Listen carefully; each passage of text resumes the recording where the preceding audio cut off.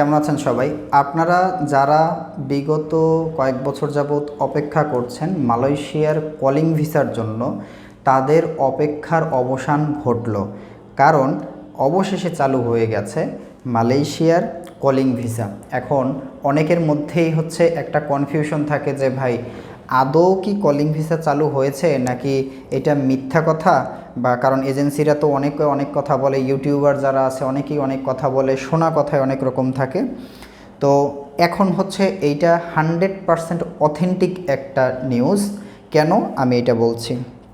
আপনারা জানেন গত 11ই আগস্ট 2025 সালে আমাদের মাননীয় উপদেষ্টা জনাব ডক্টর ইউনুস উনি কিন্তু মালয়েশিয়া সফর করেছেন। এটা কিন্তু কারো অজানা নয়।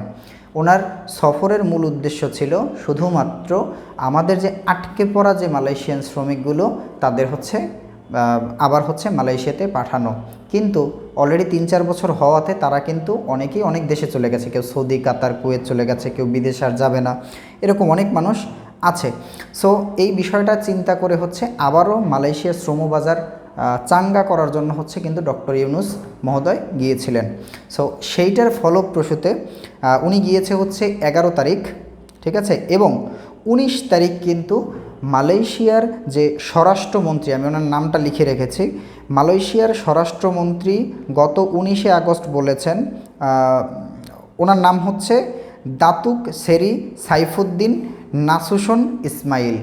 তো উনি হচ্ছে 19 তারিখে ঘোষণা দিয়েছে যে আজকে থেকে 19শে আগস্ট থেকে আগামী 31শে ডিসেম্বর পর্যন্ত মালয়েশিয়ার যারা শ্রমবাজার নিয়ে কাজ করে, যেসব এজেন্সি আছে যারা বা যেসব প্রতিষ্ঠান আছে তারা যাতে মালয়েশিয়াতে কলিংয়ের জন্য আবার হচ্ছে লোক পাঠায়। ঠিক আছে, তাদের কীরকম লোক প্রয়োজন? তাদের এখনও সেক্টরগুলোতে, মোটামুটি কলিং সেক্টরে তাদের প্রয়োজন 24,67,756 জন লোক তাদের প্রয়োজন। এখন এই 24 লাখ যে বাংলাদেশ থেকে নিবে কিন্তু তা কিন্তু না, বাংলাদেশ থেকে হয়তো বা সামান্য কিছু নিবে, ধরেন 2-4-5 লাখ হয়তো বা হতে পারে, বা 2 লাখ হতে পারে, এটা ঠিক জানি না কতজন হচ্ছে, যেটা জানি না সেটা বলার প্রয়োজন নাই। তো এই যে মানে তথ্যগুলো এটা কোথা থেকে আমরা পেলাম?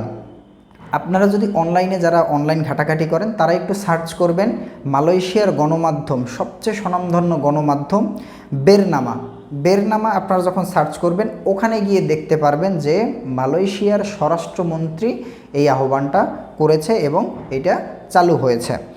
এবং এই যে কলিংটা চালু হলো এটার আন্ডারে টোটাল 3টা সেক্টরে হচ্ছে লোক নেওয়া হবে। 3টা সেক্টরগুলো কি? কনস্ট্রাকশন, ম্যানুফ্যাকচারিং এবং হচ্ছে সার্ভিস সেক্টর। এই 3টা সেক্টরের আবার 10টা সাবসেক্টর আছে। তো এই বিষয় নিয়ে আমি হচ্ছে দ্বিতীয় অন্য ভিডিওতে আলোচনা করব। সো আপনারা যারা মালয়েশিয়া কলিং ভিসা নিয়ে আগ্রহী চাইলে আমাদের ডেসক্রিপশনে ফোন নাম্বারে যোগাযোগ করতে পারেন। আল্লাহ হাফেজ।